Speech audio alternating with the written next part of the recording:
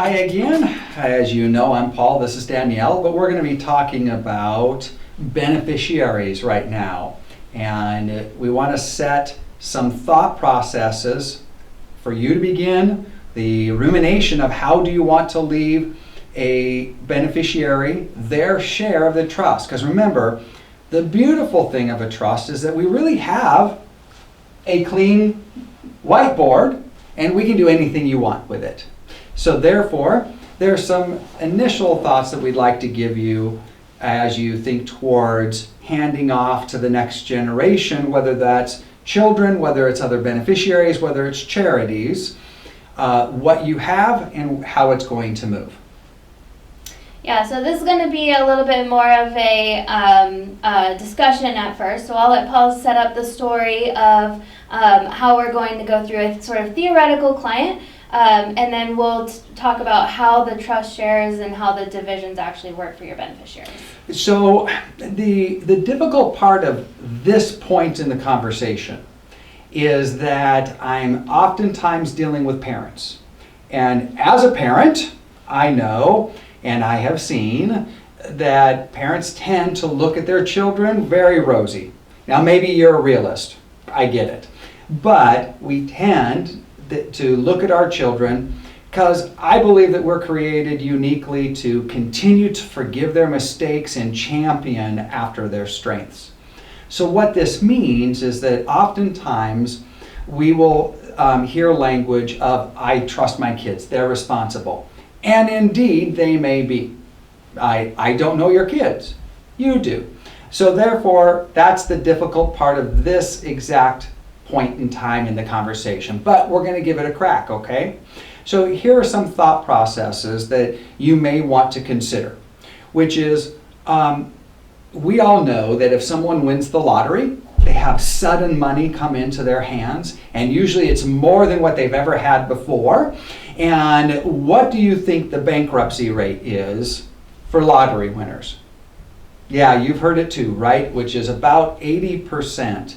There's some articles that say it's not that high, but it's so fine. Maybe it's only 60, Because what happens is that it's an unexpected amount of money. They don't have the financial training. They aren't thinking in terms of utilizing money for long term. So they raise their standard of living, but they don't have the financial support long term for the income to continue. So at some point when that initial money runs out, they've created a lifestyle up here that they can't maintain themselves independent of the initial money. Well, guess what? Unfortunately, beneficiaries have a similar attitude.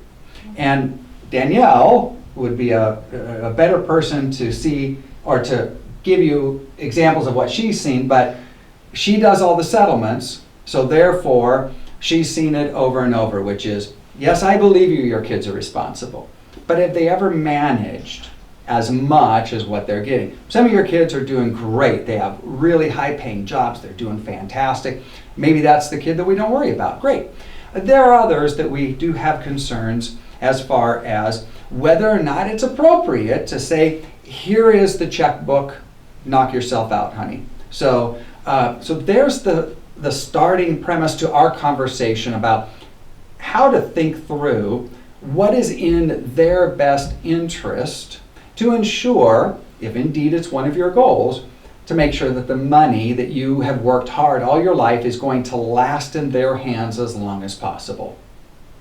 Yeah, so now we're going to talk about how that actually works. And so if we were to use a will, then it would just be a check writing instrument that says give my money to my beneficiaries. Mm-hmm. And as Paul was saying, then that usually means that they're going to go out and they're going to spend it, and that may not be what we want. There's also the that if they got into a car accident, or if they had to go through bankruptcy because they started a business or something like that, then what you've left them is still on the table to be taken in that lawsuit, or from bankruptcy, or from any creditors they might have, or if they were to get a divorce, then it could be taken in that divorce. So it kind of looks like this. I have my phone, probably, I shouldn't have my phone on me when I'm recording, but I do anyways. So if you're my beneficiary, I die, and now I'm going to use either a beneficiary designation of will, or just an outright gift, or I use kind of a traditional, here is your standard gift every 5 years type of thing, a third type of thing. So then it goes like this, right? It goes into your hands. Now, she goes through a divorce. I'm so sorry.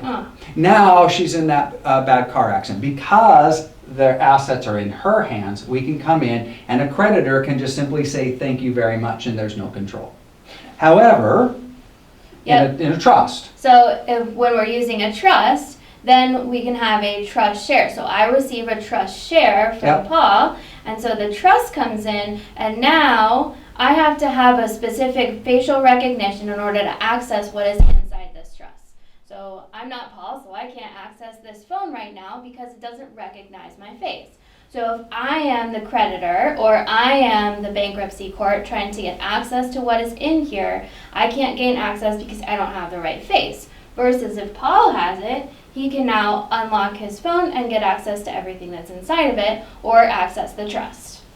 So in a trust model, in order to have these protections, in order to have these boundaries, if indeed that is what we need to assist somebody to use their inheritance long term, this has to be administered correctly.